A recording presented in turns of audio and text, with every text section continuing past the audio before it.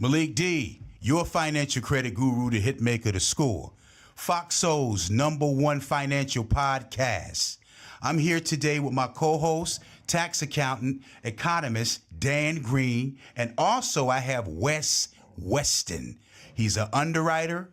He's also a realtor, and we get ready to dive into having a conversation about what's going on out here in this economy, in this housing market, from an underwriter's perspective, since a lot of realtors out here seems to think that everything is still good out here in the housing market. Mm-hmm. And since these realtors out here are not properly informing their clients about this economy, dealing with the real estate sector, putting the FOMO out there still, fear of missing out, telling them that, well, you need to hurry up and buy because these properties is not, these people are not going to be giving away their properties. Right. These people are not going to be giving away their homes, even though we're heading for a financial economic downturn. We're actually in it right now as far as the recession is concerned. Right. So I wanted to touch bases with you to get deep into the underwriting aspect. At the same time, let's have a discussion about what's going on out here in the economy dealing with this real estate.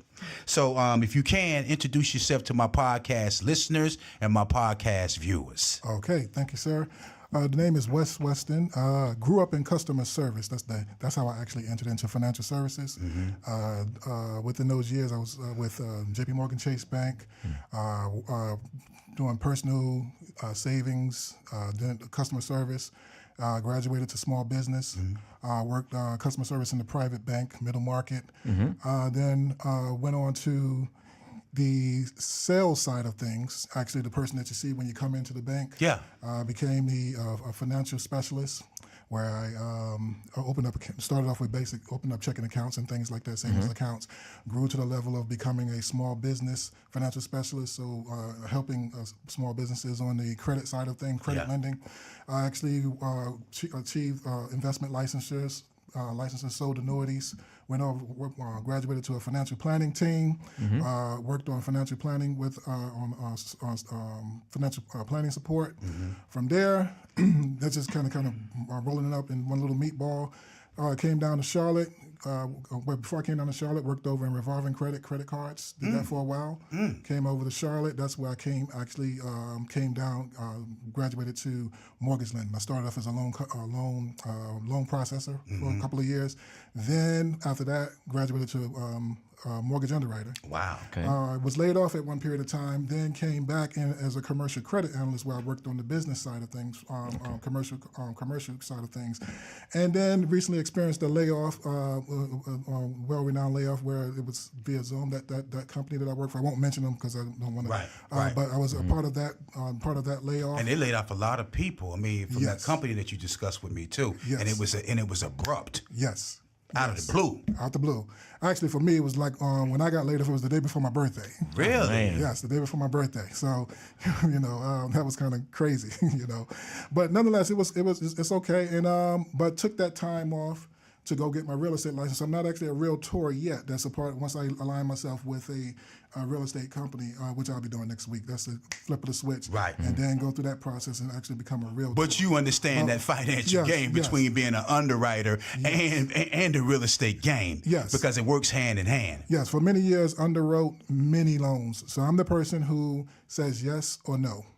I'm the person that issues the approval or issues the decline Final arbiter. on the mortgage, yes. Yes. So tell me something about these subprime loans, because that's what they are. They subprime loans that actually just got rolled out from these financial institutions to the Black and brown communities. Namely Bank of America. Yeah, mainly Bank of America. Okay. What I can tell you is this. Anytime you start waiving credit requirements, making it very, very lenient. Sometimes that can be a positive. But whenever you start to ease up on lending guidelines, there's a time when it makes sense to do that. But when you take your foot completely off the throttle and you start making it easy, like the times of prior to the mortgage crash, where people were basically stating their 08, income. 09. Exactly. When you start where people can state their income, and you take away the credit requirements, the credit score requirement, minimum requirements, and things like that.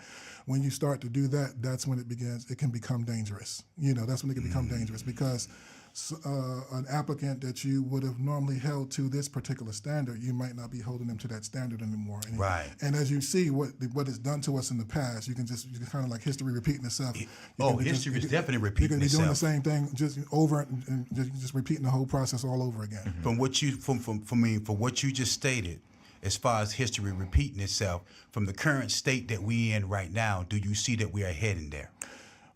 Well, a couple of things you have to look at. You have to look at the unemployment rate. Right now, specifically in my industries, I don't know about other industries, but underwriters and everyone that's in my industry are suffering right now because when interest rates go up, it hurts the mortgage business, especially the refinance business, because no one, the whole thing. Who wants to refinance for a high rate? Exactly. Who's going to go out and refinance a 2% mortgage with a 6% mortgage? No one's going to do that. So it's higher than that. Now it's like 7.something% because the Fed chair, Jerome Powell, just raised interest rates again at 75 basis points. Exactly. Which, what was it, about 2 weeks ago? Yes. Mm-hmm. And it also impacts the first-time homebuyer market, and the purchasing market overall. Yeah, if you're a first-time home buyer, do you want to buy in at 7%? No. Not when last year you could have gotten it at 3. Exactly. Or earlier this year you could have gotten it at a much lower rate. Exactly. Mm-hmm. Which is why people have to know when is the right time to buy. You got to understand where the market is as far as a buyer's market, seller's market, and right now we just came out. We're the seller's market. You put a home on the market, the line is across. Around everyone bidding and sellers taking. That's changing now. Yes, it's turning in the other direction. Yeah. But for a while, that right there, sellers were able to sell their home above list, above inflated prices, above list. Yeah, exactly. And I think another driver of that were the big hedge funds that came in and they were buying up properties and turning them into rental units, displacing actually brown and black and brown, and the black and brown community and poor white community, the middle class, lower middle class, right? Because they were artificially inflating the pricing of the homes, and it just priced a lot of folks out of the market. Exactly. And now they've cooled. They're not buying as many in markets like Charlotte and Atlanta and Nashville and places like that. And that seems to have had a major impact too over the last 3 months or so. Yeah, anytime you have the big investors, they got the big dollars. Right. So they can basically. I'm pretty sure all of us who owns homes has gotten those text messages, and those cash offers. So they call me all the time wanting to buy my house. Exactly. So they basically come in and buy your home for pennies on the dollar, and then turn around and make a profit. And squeeze out. Or turn them into rental units. Turn them into rental units. Exactly. And in my opinion, destroys the community in the process. And that's why you see a lot of the apartment complexes going up. There's no everywhere you turn in Charlotte. Because people can't afford to buy, so they have to rent. Exactly. Yeah, everywhere you turn, you see an apartment complex being built. Exactly. And the rent and rents are sky high. Skyrocketing. My sister-in-law alone, her lease expired, and she's watching a hike go up about $500. Wow. And if you won't pay it, you're out. Somebody else will come right in and pay it. Somebody else will pay it, exactly. And so what do you do? Right now she's faced with do I go back home and live with mom and save up, but then at the same time you look at it and say, save up for what? What are you going to buy now? Right. A $300,000 house, $350,000 house, $400,000. A lot of people cannot afford it. Even the average husband and the average married couple, two income household right now. I got some statistics here that from BlackDemographics.com. It's like it talks about the incomes. Yeah. And this is because a lot of times people hear, "Oh, I make $60,000 a year. I make $70,000 a year. I make $80,000 a year." They don't, it sounds good when you hear that number, but when you actually start to break it down, and you're trying to buy a $400,000 house. There you go. So, for example, I'll give it to you at $100,000 a year. $100,000 a year from an underwriting standpoint yields $8,333 a month, right? That's gross. All right, and most banks will, even at the most, at the maximum, most liberal, allow you at 50% debt to income, which I think is a stretch. Right. 50%. That's back to the old days. Exactly, which is a stretch. Let's take a quick break real quick to pay these bills. Okay. And we're going to jump right back into this conversation, the school. Gotcha. Come back to the school. We got Wes Weston right here, underwriter, and let's take off on where we left. Okay, what I was saying was let's take a look at someone who makes $100,000 a year. Monthly, that equates to $8,333, right? Gross income.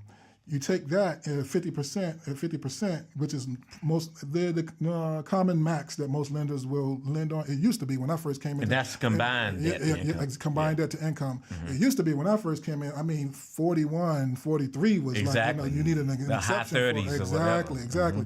Now they're going all the way up to about 50%, which I think is dangerous. Which was harking back to the days of the early 2000s. Exactly, which I think is dangerous, 50% of anything. Yeah, because we did have a recession back in 2000 as well, too. I mean, you had 2008 and 2009 came in.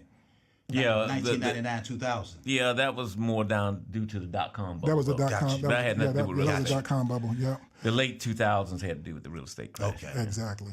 So when you take that number and you slice that in half, that means that $100,000 household, to qualify, their income can't, you're looking at really $4,166.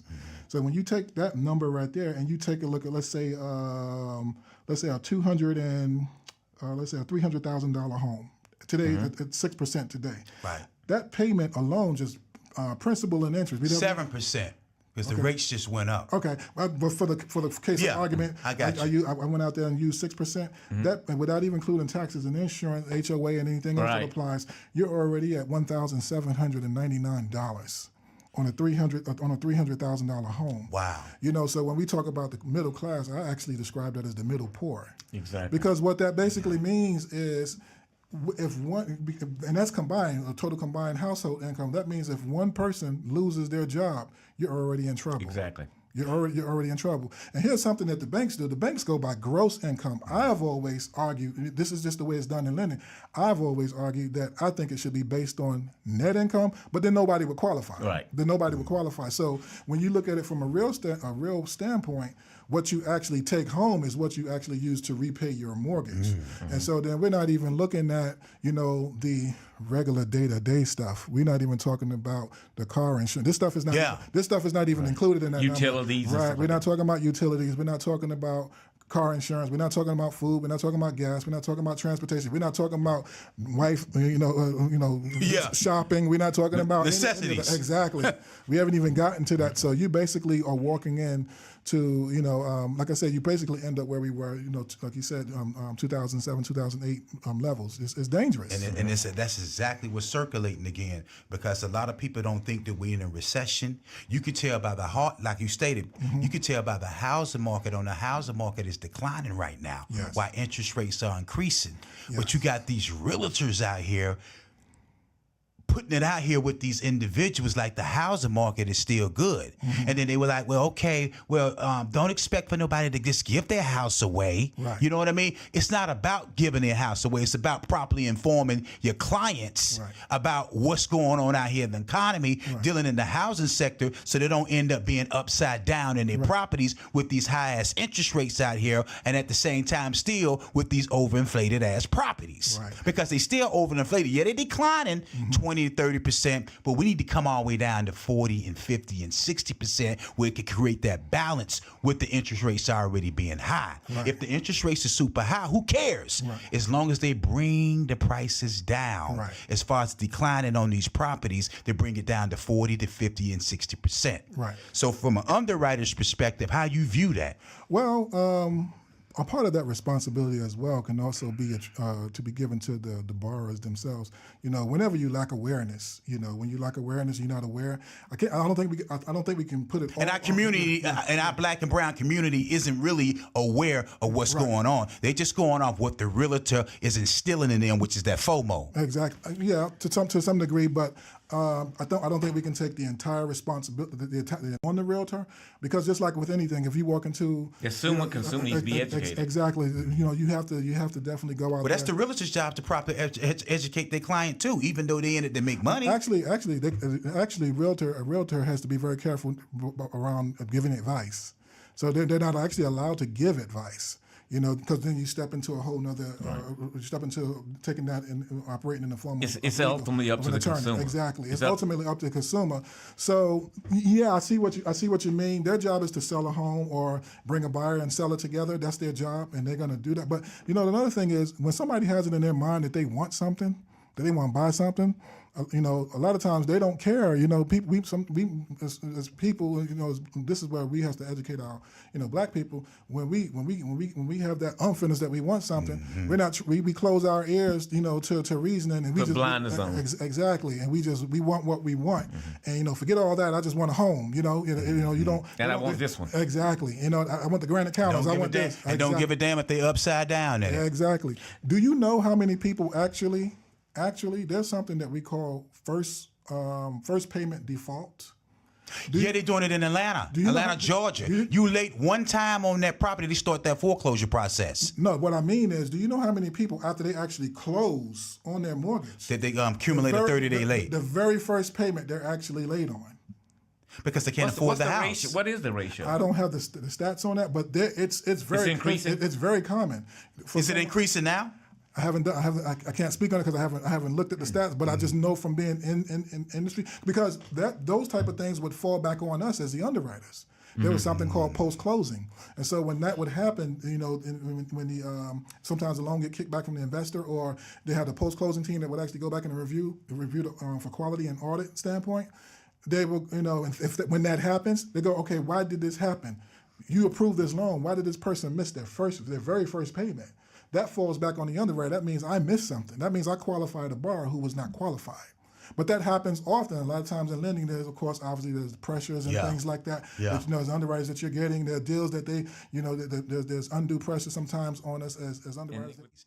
With the statement that you just made about, you would be surprised how many people, the moment that they close on them properties, the following month, or the following 45 to 60 days for the grace period that they have before they actually make initial payment. Because when you close on a property, you get that grace period of 45 to 60 days. You know what most people do in those 40? Depending on the time of the month you close. And you know what most people do in those 45 to 60 days? They see that as free money.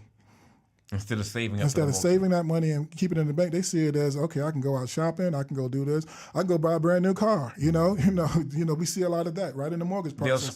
They'll keep their debt to income ratio down, and then right after they approve and then go after it's closed, then they'll go out and buy. Yeah. So like I said before, a lot of this is habit. Stupid. It's mindset that people have to a mindset that people have to have.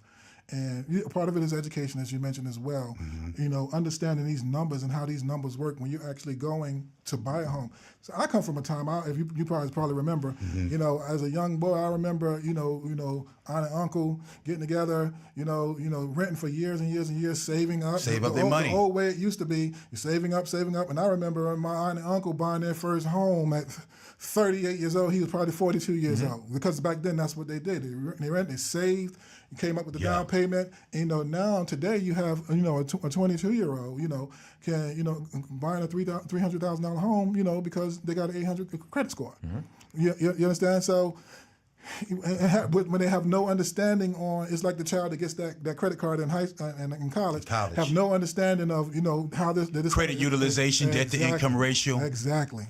Not properly knowing how to use the card. Exactly. But let me ask you a question.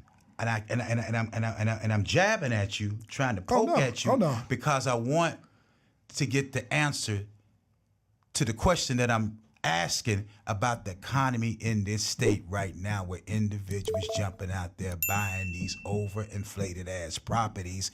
What current state can they possibly place themselves in from an underwriter's perspective, as far as like being upside down in that house, etc.? This is exactly what happens. Okay, so that's what I want to know, because I want to educate the people. Because you got people right now that's in the process of still thinking this is the right time to buy.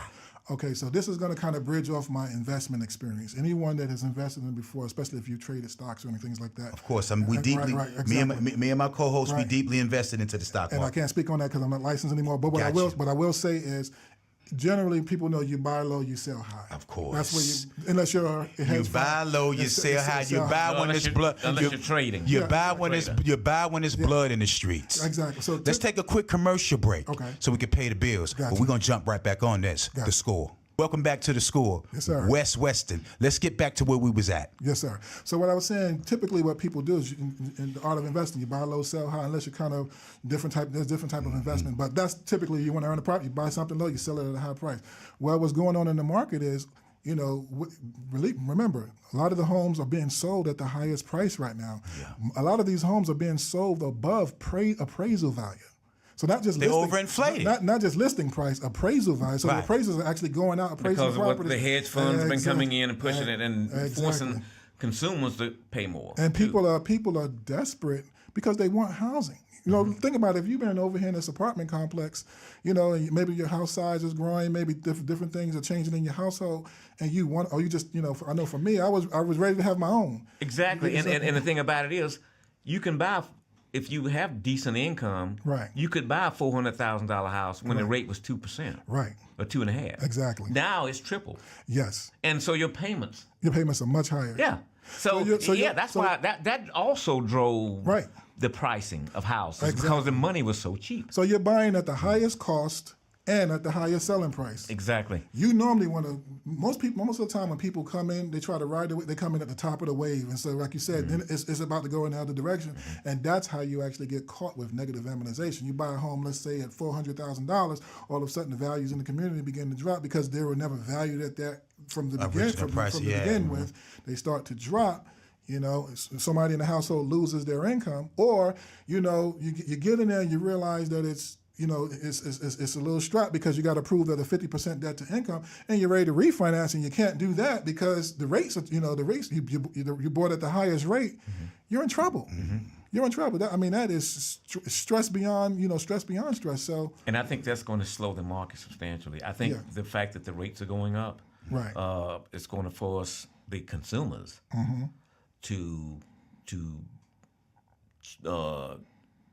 hold off. Right. And they're going to wait for the rates to stabilize and start going back down, which, depending on what the Fed does, which could be years. Really. Seriously. The Feds are going to continue to keep because on they're going to rates. fight inflation. Yeah, the main thing is to fight inflation and get it back down to 2%. Keep on hiking up those interest rates. Exactly. To get until inflation gets down to 2% again. Exactly. Well, that's what you got to do to slow it down. Right, you have to raise the interest, the cost of borrowing. So which makes things more expensive. Yeah. Which makes things more overinflated. Now let's just hope we don't get back to the late 70s, early 80s. Ooh. Right. I remember that when mortgage rates were 18%. Yeah, exactly. 18%. My brother when he bought his first house, his interest rate was 18%, and that was a prime. That was an outstanding. He had AAA credit. Exactly. And the prime lending rate at that time had gotten to 20%. Wow. For businesses. Wow. The prime, they don't even use that term anymore, but that's if you had outstanding credit as a business, the prime rate was 20%. Can you imagine that today? That would bankrupt most households today. That would kill the real estate industry. Exactly. That would exactly. But his first house was probably $50,000. Right. So, and it was a nice house, but it was rural Alabama. And that's a good point. See, and prices were lower. Yeah. The cost of homes were lower back then. Substantially lower. 20% on a $400,000 home today, man. You're done. Yeah. Stick a fork in you. Ain't tell me, you're done. That's crazy. Exactly. It is insane. Everything is relative, but I think the rates, with the rates being where they are now, and you've had two generations of people growing up, home buyers, that can never see double-digit rates. Right. They've been seeing rates in the single digits. Exactly. Definitely the last generation. Exactly. They don't even know what that's like. Right. Exactly. They're going insane over 6 and 7%. And here's the thing. This is what's scary for our children. I got two kids that my daughters that went in the Air Force, and and they're going to get 100% financing because they're VA. VA. Yeah. But we ask ourselves, when our children come, what's out there for them right now? I don't want my daughter coming out of the military or deciding to buy a home while she's in and paying $300,000, $400,000 for a home. You understand? Yeah, You understand what I'm saying? Of course. Most of the time they start off with starter houses. Exactly. Yeah. Where are the starter houses at these days? They're not building them. They don't exist Exactly. anymore. They're not building them. Exactly. Did I answer your question? Did I answer your question? Yeah, somewhat. Yeah, you answered the question somewhat. I'm just trying to gauge it because I know we're in an economy right now where the housing market is declining. It's not declining at a rapid pace right now, but it's starting the process of declining as these rates increase. Go ahead, Dan. My opinion is that the market, we're on the precipice, I think, of a collapse. And the reason why I'm saying that, That's what I was looking for. the reason why I'm saying that is because the Fed's going to keep pushing rates, and they're going to, and they've already said we're going to have we expect a recession. We're already in a recession. We already in a recession. I'm talking about a major recession. Exactly. And that's going to put downward pressure on the market. It's going to increase the inventory. Exactly. So let me give you my final answer. I'm in total agreement with them. I think I didn't want to say it, but but let me just go ahead and say I think the bottom might fall out again. Of course, yeah. The bottom is going to fall out again. And what people have to be careful of is just sit tight for a while and let this kind of. Yeah, and then the inventory will be there. People That's will be what able to I buy was houses, looking for you. and they'll be able to afford them. Because it might be 5 years from now. Exactly. Because we need to properly educate our community, the black and brown community.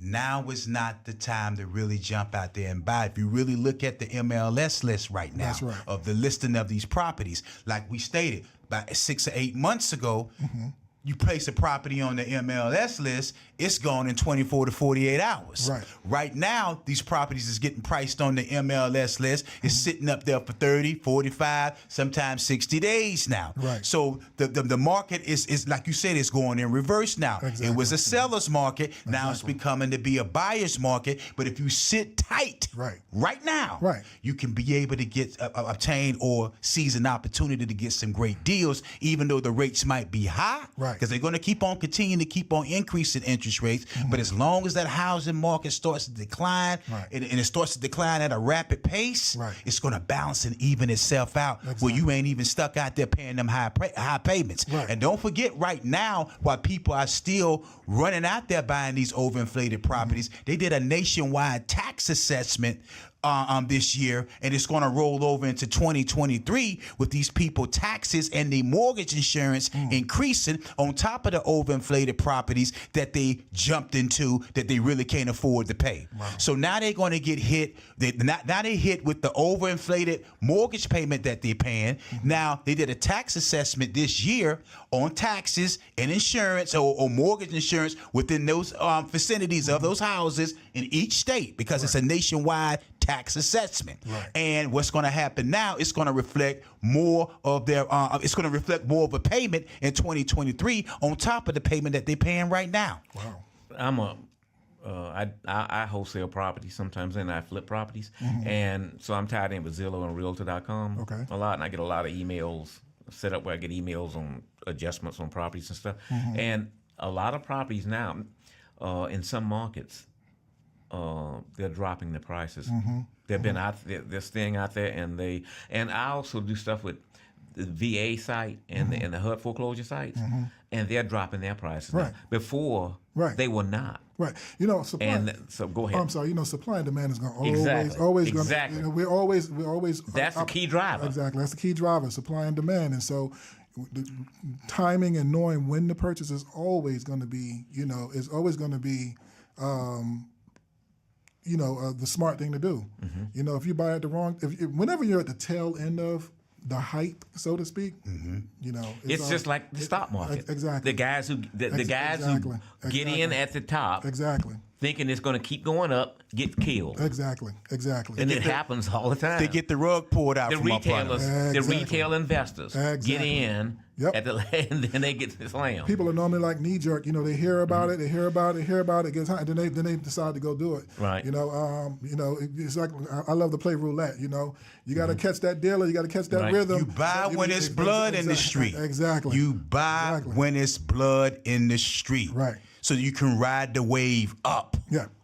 You don't buy at the top. Right. You buy when it's low. I think it was Warren Buffett that said when people are fearful, that's when it's time to buy. That kind of feeds to what you're saying. The fear and greed thing. Exactly. And that's what. And the thing about it, guys like Buffett, and they buy when the market is banging, That's right. crashing. That's right. Crashing. That's when they buy. I'll tell but you they what. buy good companies or whatever, or good investments. That's right. And then they just ride it because they know it's going to come back ride up. the wave. They don't do. They do not buy based on emotion. That's right. And that's what That's right. stupid investors do. Exactly. Or consumers. Exactly. It's everything. If you do it based on emotion, you normally get slammed. Exactly. Let's take a quick commercial break so we can pay these bills. The Score. Gotcha. Welcome back to The Score, Mr. Wes Weston. Yes, sir. Let's jump back into the conversation. Yes, sir. I think he was making a point. What was you making your point, Dan? In terms of buying real estate or any other type of investment, the emotional buying normally leads to trouble. Right. It gets you in trouble. You have to. There's always a certain amount of emotion involved when you're buying an asset, especially a home. Right. I mean, that's the largest investment normally in during your lifetime, your Exactly. earning lifetime. And so, but you have to step back and assess everything. Exactly. And look at the market and look at the timing of it. Exactly. You may have to step back and wait a few years, save some more money, wait. And like in this case, that's what I would do because wait for the rate because you're going to have an abundant amount of inventory. You may be able to buy a better house, a bigger house, a nicer house 4 years from now. One that you can afford and you won't have the financial stress that you're going to be under. I think it'd be less than that, Dan, because a lot of these builders right now got all this inventory out there, and these builders' lines of credit are being affected from the interest rate hikes that already got hiked up about a couple weeks ago, which is making the payments more higher on these lines of credit to build out these houses that they got sitting on the market, and the inventory is sitting because people can't afford to buy these houses right now. So what's happening is that these builders is now get ready to be into a situation where they're going to end up filing bankruptcy. Right. And then what's going to happen from that point, most of these builders is going to start dealing directly with the consumer, with the retail people, with the clients to start bridging these deals. Now that's a possibility, but one other possibility is, which is what's been going on for the last 2 years, is these trillion-dollar hedge funds coming in and just gobbling up whole neighborhoods. So they're going to, and they see they don't need financing. That's right. They've got investor money. Exactly. And they'll go in and just buy up these. Exactly. So that's what's been hurting the consumer. It is the rates have been good. The rates have been great for the consumer, but these hedge funds have come in and caused the market to get inflated. Think about it along the lines of when the pandemic happened, right? Someone that goes into, let's say, Sam's and buy, 2 packs of toilet tissue. Right. Then there's all of a sudden someone who has a bigger wallet, they come in and buy Exactly. 15, 20. They squeeze everybody Big else. bank Exactly. take little Out of the bank. market. They Big squeeze bank everybody take else little bank. Exactly. That's exactly to what Companies like BlackRock and some of these other big yeah. hedge funds, they'll just yeah. buy. They've got trillions of dollars. Exactly, and they have the time to sit and wait it out. Exactly. There's no sense of urgency. There's no sense of urgency for them. So yeah, so that can happen as well. But I mean, I understand your point. But like when these are the market influences right now that are out there. So that's what we're up against. And this I see it happen in my neighborhood all the time. Wow. Now, one aside to that is a lot of these neighborhoods, a lot of these community, what do you call them? The community groups Yep. within these neighborhoods. Yep. Have filed local ordinances and petitions and stuff Yeah, I had to block these hedge funds that's coming exactly what in. happened in my so neighborhood. that's Yep. one From good making thing. those neighborhoods out of Yeah. rental neighborhoods. Turn them into big rental It's units. taking the value down of the Exactly. properties. See, because what happens? I think I right? I think Yes. the threshold is. Yes. I think the threshold is 10%. I think it's Right. I think it's Something like 10%. that, yeah. And in my neighborhood, past summer, we had one of the sit on the homeowners association board walking around because that's what's happening in my neighborhood. They're buying them up and buying up. So they were going around, getting signatures. I think it was a certain number of signatures. Petition. Petition. They did it in my neighborhood too, Exactly, and we because- signed that petition too Exactly. because we was trying to keep all those hedge funds Exactly. from having these rental properties in our community that's bringing the value down in our community. Exactly. Right. Yeah. Exactly. And it's funny because when I walk around my community, me and my son, and I'm walking my dog, I can say, not to take shots, but you can always tell who own their home and who don't. Yeah. You can always tell who own their home and who don't. Me and my neighbor across the street, that person over there, because we're the ones Look at the religiously yard. taking care of the yard, Yeah. doing this and doing that. You can always sometimes, not to say everyone's that way, but you can always Yeah. tell the attitude. Who's a homeowner versus a renter? Exactly, how they take care of the property.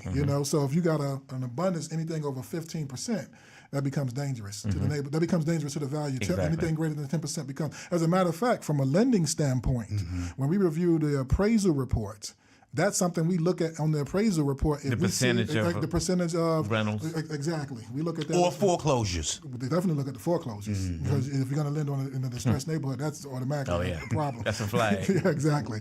But definitely, we look at the percentage of the rent the rental versus the people that are renting versus those that own in the community as well. Yeah.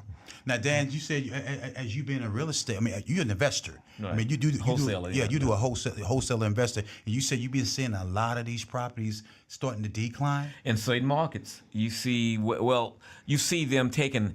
They'll lower their prices. Their property will be listed for $250, and let's say it's been on the market for 30 days, then they drop it down $5,000, and I'll get an email. So yeah, that's happening now. It didn't happen. It wasn't happening 3 or 4 months ago. Right. But it's been happening towards the end of the summer. Now it's been for the last 3 months. It's starting to happen. And that's the seller realizing that things are They can't sell. Yeah, exactly. So, and that's when you know it's about to be when it's turning into a buyer's market because the seller, they have. And that's how you know we're heading for a deep, hard economic downturn. Exactly. Because the seller, depending on their needs, they might need to uproot and move different things that are going on at the time. They may, like some people have job motivated offers. sellers. Yeah, job offers and other locations and things like that. And so they need that home to move. And if it's not moving, then what happens is they start to come down on that price. They start to come down on the price. That's like a signal that things are turning around. Things are turning around. Yeah, I saw a 1,500 square foot house in Charlotte back in April sale for $400,000. Yeah. It was a brick house built in the 50s. Yeah. On Archdale. And I'm like, Yeah. We were trying to put a bid in on it, and before it was already under contract. They put it on the market, and that by noon it was already under contract, and it was listed. I forgot it was listed for like $380 or something like that, and they ended up closing on it for $420. Yeah.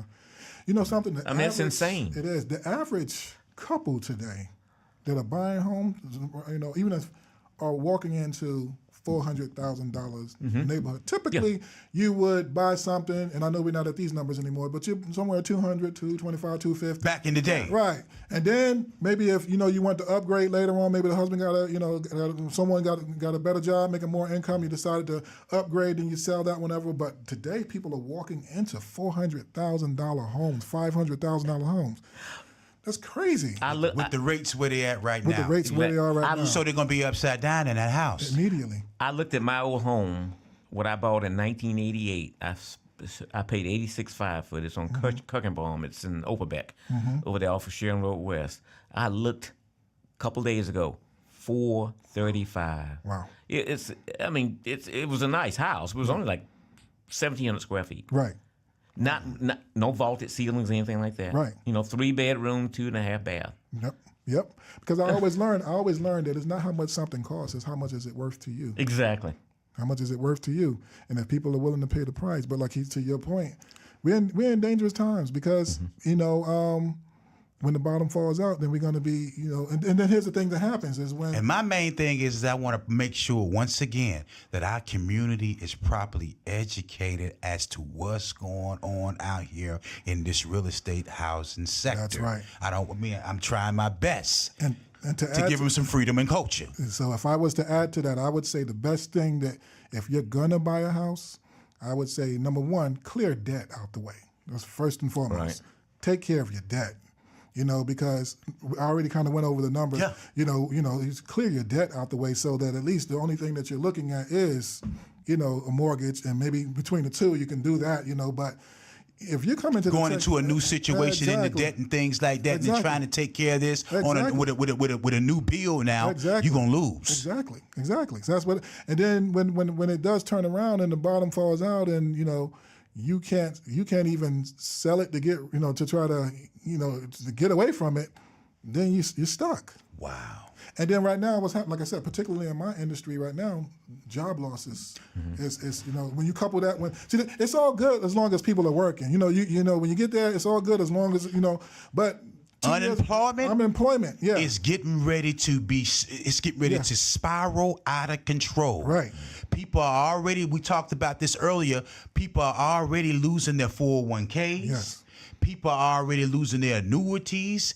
People are already losing their investments account. They're getting liquidated. They're getting drained. Exactly. People on these jobs now, these corporations are pulling back. Yep. People are getting ready to get laid off. And when you get laid off, when there's no type of resources or money being injected back into the economy because of quantitative tightening, you're going to end up losing properties, assets, the whole nine. I'll give you another one. Let's take a quick commercial break. Gotcha. So we can pay these bills. Welcome back to the school, Mr. Wes Weston, my co-host, Dan Green. Let's jump back into the conversation that we just got through had before the commercial break. To your point, I'll tell you what's on the rise right now. You know, everything you just said, but what are people doing right now? A lot of people are digging into their equity. Mm-hmm. You know, digging into their equity. You understand what I'm saying? Like you said, people, you know, when late 2000s. Exactly. People are going into the equity of their home, cash out. Piggy bank. They're using it as a bank. Exactly. You know, when people, what happens when people... But they're not going to be able to get that much out of their bank because of the interest rates already done hiked up. Yes. Yes. But a bigger danger, which is what I'm thinking you're saying, they're eating up all the equity. There you go. They're eating up all the equity in the home, and exactly. And at the same time, you know, running up credit. Of course. Running up personal credit, because when people typically, when they lose their job, not many have savings that they have, you know, that they can pull from to, you know, till they recover. So the first thing they do is they go over to those credit cards that they have, max them out. Or next thing they do is they go over to this equity that they got and they start pulling into that equity further. But when you have nothing coming in and you're constantly using these credit cards and you're burning them out and you're over leveraging these credit cards by maxing them out, and then you then took your equity out of your home. I mean, there's no more income coming in because of the quantitative tightening. Then you're going to end up damaging your credit. And then you're going to end up getting foreclosed on that property. They've completely wiped out their net worth. That's right. That's right. Because what they'll do is they'll take the money out of the house, pay off the credit cards. That's right. Then they'll turn around and go right back and use the credit cards and max them out. That's exactly what And then they're completely upside down. It's a double whammy. It's a small. They're basically insolvent. It's a small percentage that will learn. Insolvent. I like that word. Yeah, it's a small percentage that will go and pull from their equity, pay their credit cards off, and stop. Exactly. Most people will pull, pay it off, and all of a sudden start feeling that because they don't tear them up. They don't cut them up. Exactly. Remember, once you take that home equity, that home equity, that payment, most of the time the repayment is over like 120 months. So so if your output and credit obligations were, let's say, $800 a month, you know, $800 a month. By the time you took that cash out and paid off for that, you're looking at somewhere around maybe $250 a month. Wow. So then what do most people do? They say, okay, wow, I got an extra, what's that, $550 or whatever? They say, I got extra. So what they do, they go back out and, you know, run it back up. I can go buy me another car, you know what I'm saying? So they start doing it, and it's just a dangerous. And they still got the credit cards over here, and then they start, you know what? I can't make the payments this month, so let me just get a cash advance on my card. Exactly. And all that stuff so I can pay some bills with it or whatever. Or use my card. Exactly. Yeah. What I suggest that individuals do is really take their finances very seriously, especially in this climate. That's right. Keep their credit stabilized. If you got any kind of credit issues, get your credit restored. Come on over here to me. www.malikdavis.com. Fast Track. Get your credit straight, because you're gonna need this credit while we're going through this recession. That's right. They're gonna need it in the worst way. That's right.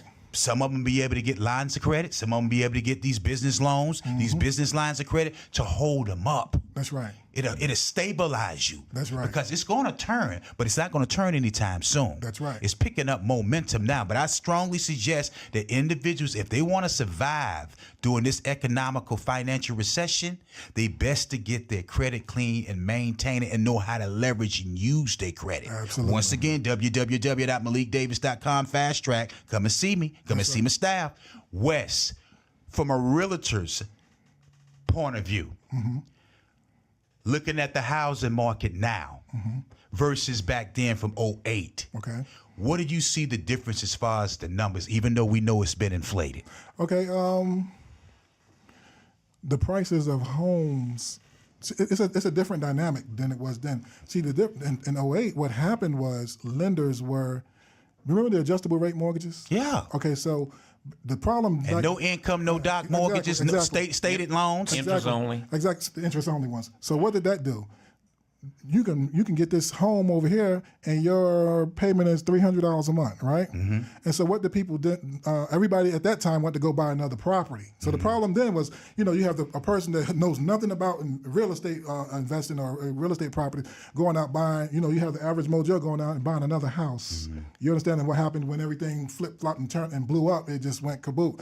The difference is today is I don't think we have that problem anymore. The problem we have today is the prices of the homes is just completely inflated. Yeah, exactly. The prices today, the homes are completely inflated. Because of cheap money and the hedge funds. Exactly. Mm-hmm. So to answer your question, I see it kind of like what we talked about before. I see it just it's a dangerous. It's going to blow up if people don't stop putting themselves in that type of situation. You got to buy smart, basically. You got to buy smart, like what we talked about. You got to wait this thing out. You wait till it's blood in the street. And if people don't know what blood in the street means, you buy low and you sell high. That's right. It's like that. It's like that in the stock market. You buy low and you sell high. That's right. People jump out here and buy at the top, and then the rug get pulled out from up under you. That's right. When the downturn comes. That's right. That's right. And then they lose it all. That's right. You want to hear some crazy? I went to blackdemographics.com, and these are some of the just to give you an idea where the median salaries in the black community lie at. All right. So now, right. So the median household income, $43,862. Damn. That's the median. All right. The median family income, $54,938. That's in the black community. In the black community, African American. Right. So a married couple, somewhere, husband and wife, or couple, $81,545. So when you take that, that's the median. Yeah. That's the median. You take that and equate that to the numbers when I was talking about how much you purchasing in houses earlier. You can see. You can't afford it. You can't afford it. And the example that I gave you early on was based on the $100,000. Now we're talking about $500,000 to $1 million. Now that's a totally different conversation. When you're talking about, you said based off $100,000, you got $100,000. No. Oh, you're talking about income. Income. When we first started the conversation, Got you. The scenario I gave you before was based on $100K income. So if you can imagine now, that's actually the number. Based off 80-some thousand. It's lower. Yeah. So that means the average black can't afford it. They don't even and here's another. I thought he was talking about the housing prices based off $400,000 versus for $500,000 to $1 million. I mean, as far as like what people's income need to be or whatever the case might be. Right. No, I was talking about what the example I gave you at the beginning of the conversation with the annual income. Yeah. So and here's another funny thing, like and this is like advanced degree. Someone with an advanced degree, right? This is the average black male with an advanced degree. So with these master's degrees and all the education and everything, weekly salary $1,295.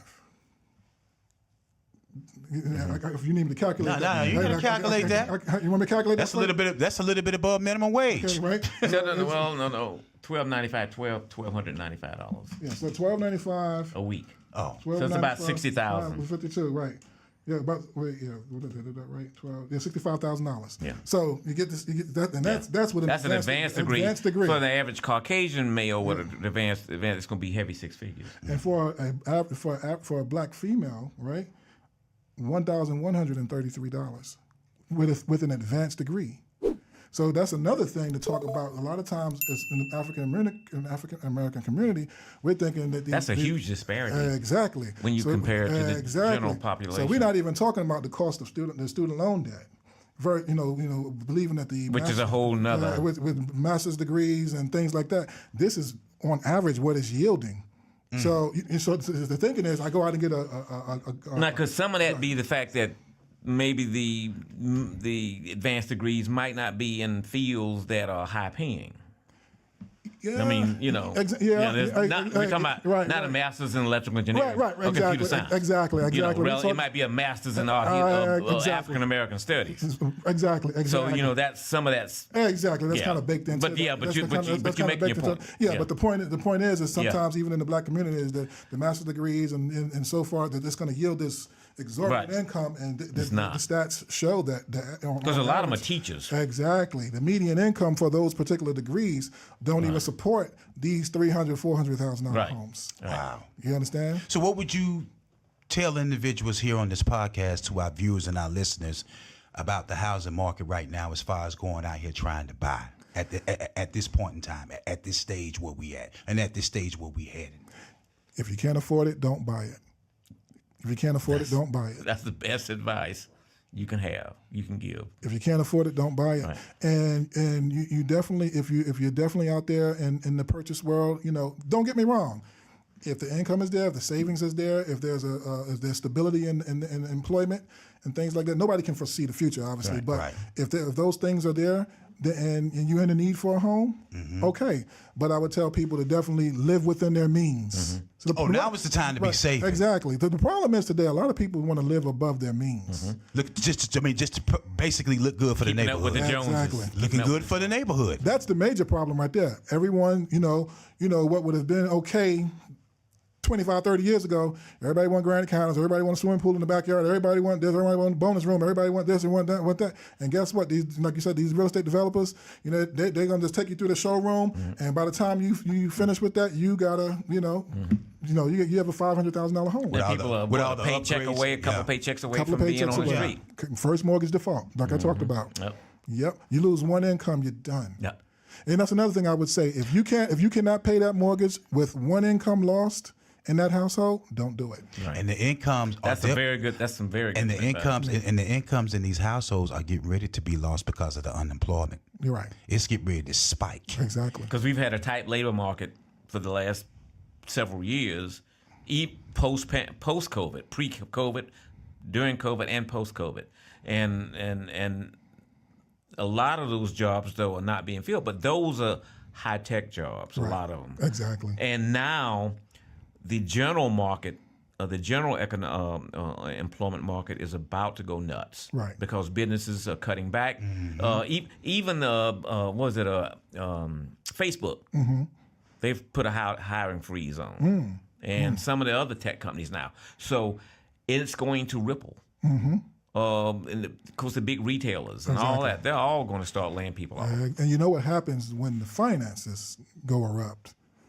The marriage goes erupt. The number one killer of marriages is finances. Exactly. So a lot of times, then what happens? But listen, pleasure to have you on the Score Podcast, man. We definitely got to bring you back. We got to go ahead and wrap. Malik D, your financial credit guru, the hit maker, The Score.